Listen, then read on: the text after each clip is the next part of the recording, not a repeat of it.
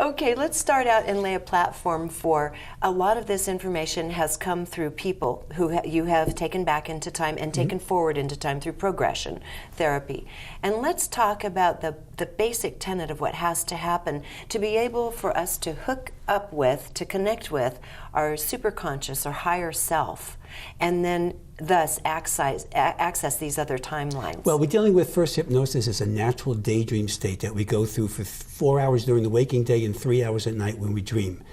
Driving on the freeway, not remembering all the exits you pass by as you go to and from home to office. Some subconscious doing the driving. Well, the subconscious is active and the defense mechanism of the ego is put aside. That's what hypnosis is. It's a natural state. We need it for life, so absolutely we have to go through it. It's perfectly safe. So we do that for 7 hours a day. Now, we're dealing with the subconscious mind with hypnosis. So what my approach here is, in addition to having a subconscious, which is actually quite imperfect, people have problems, you also have your advisor, the perfect part of your soul, which is called the higher self. The technical term is superconscious mind. Plato named that 2,300 years ago. Now, in connecting the subconscious to the higher self, there is a rule of thumb, a universal law, that says you can never lower the soul's energy. So the higher self is never going to be compromised, but because you're exposed to a higher form of energy, you can now raise the energy of the subconscious mind or soul, and therefore grow spiritually.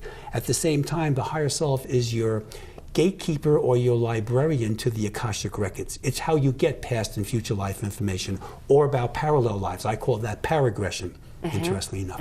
So the higher self is what you want to hook up into. And anybody gets any spiritual or any psychic information, the higher self is always relevant. So the question is, the more you connect with the higher self, the more you're going to have these experiences and the more you're going to benefit by them.